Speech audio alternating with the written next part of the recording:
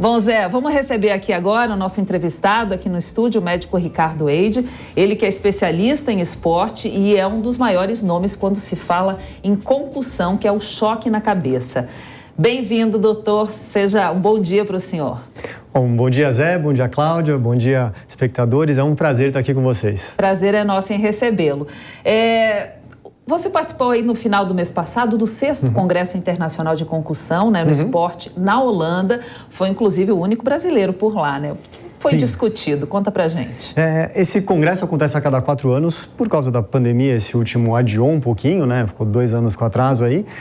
Mas é um evento para concussão no esporte. Então, é um evento que fala quais serão as regras, como será o atendimento, como será o tratamento para concussão no esporte. Quem organiza é FIFA, Comitê Olímpico Internacional, Federação Internacional de Automobilismo. Então, esportes que realmente se preocupam muito com a parte de concussão.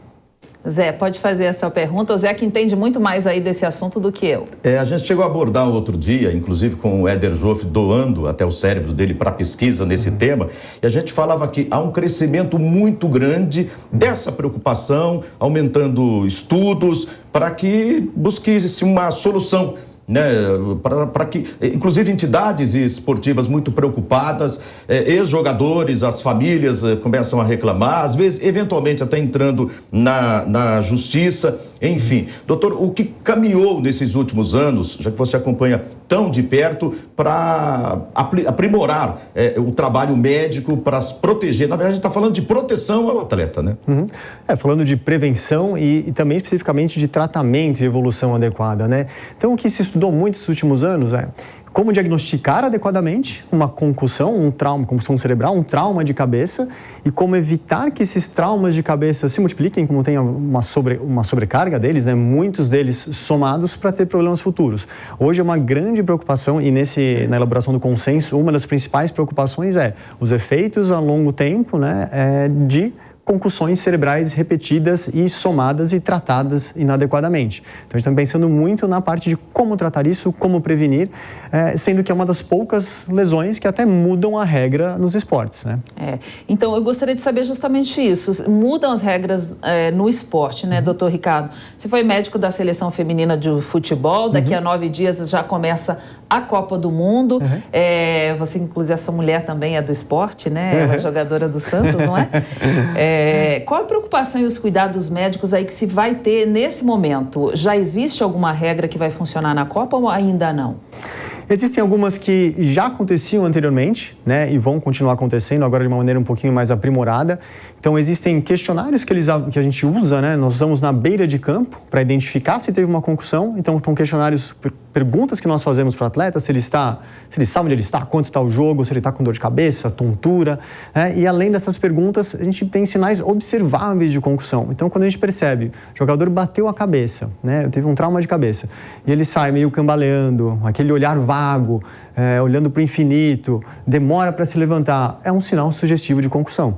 Então, agora, uma das coisas que está entrando mais em voga é, além dessa identificação na beira de campo, que a gente sabe que é difícil, né? Mesmo para o médico que está na beira de campo, às vezes está a 50, 100 metros do trauma e é muito rápido, né? O esporte cada vez mais rápido. A gente também pode usar os recursos de vídeo, né? Então, agora também tem pessoal que fica se comunicando com vídeo, que está assistindo o jogo, vendo o vídeo e passando informações para o banco de reservas e para o juiz se teve algum sinal de, esse atleta tem risco de ter tido uma concussão, vale a pena avaliar esse atleta.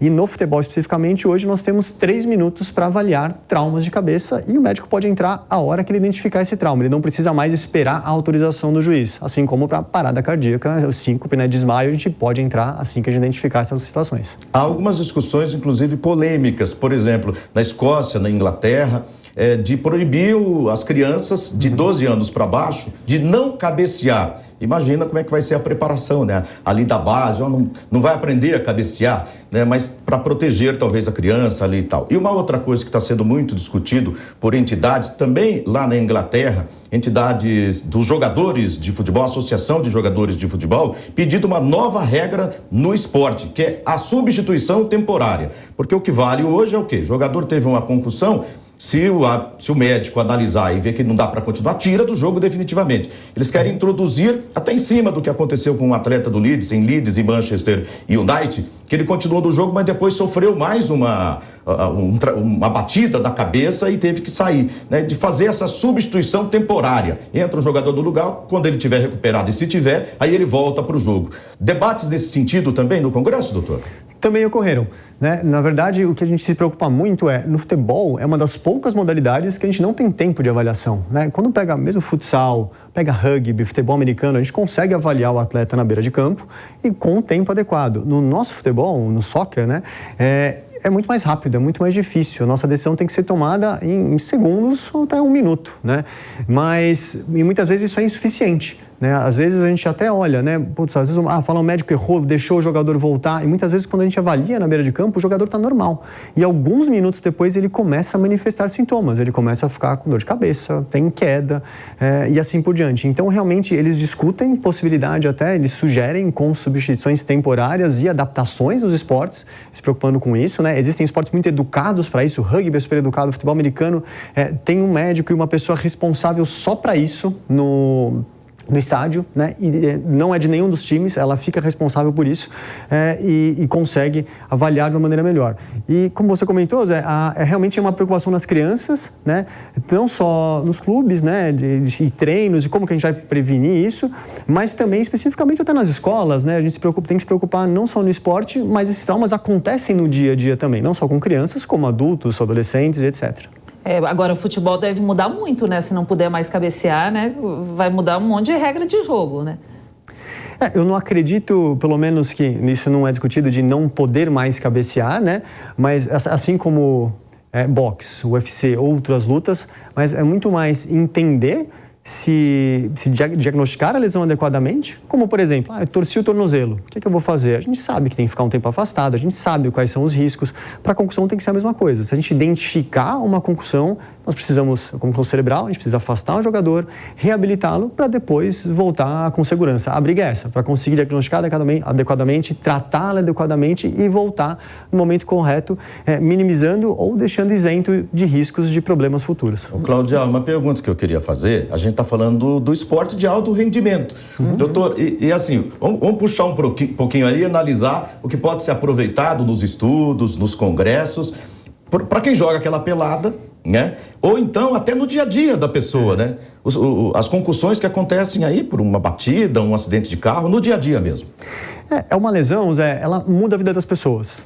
Para quem tem, só para ter uma ideia, a sensação de quem tem concussão, imaginem noites mal dormidas, 5 noites que você não dormiu adequadamente, 5 noites que você não dormiu absolutamente nada, ou porque não está de ressaca, né? Imagina ficar nessa sensação vários dias da sua vida, ou até meses, até anos, né? A sensação de quem tem concussão é isso. Então ela muda a vida das pessoas. Então realmente é uma preocupação que precisa ser levada em consideração nos esportes, e é um dos lugares que a gente mais se preocupa, porque começou com os esportes, mas ela deve ser expandida para as outras áreas, né? Acidentes de carro, quedas, brincadeiras no colégio, né? Então acontece muito e compromete rendimento escolar, inclusive compromete rendimento no trabalho, tem queda de rendimento no trabalho, pessoas até mesmo que são demitidas porque pararam de render e pararam de conseguir trabalhar adequadamente, e quando vai perceber ela sofreu um acidente de carro, está com uma concussão e os sintomas estão perdurando. Então realmente é uma preocupação muito grande, e educar a população cada vez mais se faz de uma maneira, tem que ser muito importante. As consequências aí no futebol são graves, mas no boxe e nas outras lutas em geral devem ser mais ainda, né? Então, as regras aí também devem mudar em breve, né? Exato. E no boxe especificamente, quando a gente compara, né, MMA, por exemplo, e boxe, o boxe, a principal maneira de ganhar do adversário é socando a cabeça, socos na cabeça. No MMA tem outras maneiras também. O boxe e a entidade mundial de boxe está muito preocupado com isso. E nos últimos anos eles começaram a divulgar essas informações, começaram a fazer avaliações até mesmo pré-temporada, para a gente saber qual que é o normal do atleta, para se ele sofrer um knockdown ou um knockout, por exemplo, nós saibamos qual que é o normal dele, para a gente voltar para esse normal e esse atleta conseguir se desenvolver normalmente sem risco para a sua vida. Então, quanto mais educado estiver o esporte e a modalidade, melhor. Muito mais, o tratamento vai ser mais eficaz, o diagnóstico vai ser mais preciso. Muito bem, obrigada então, doutor Ricardo Eide, Obrigado, especialista em esporte também, pela sua participação aqui nesta manhã. Obrigada ao Zé também pelos seus comentários. Um bom dia para os dois.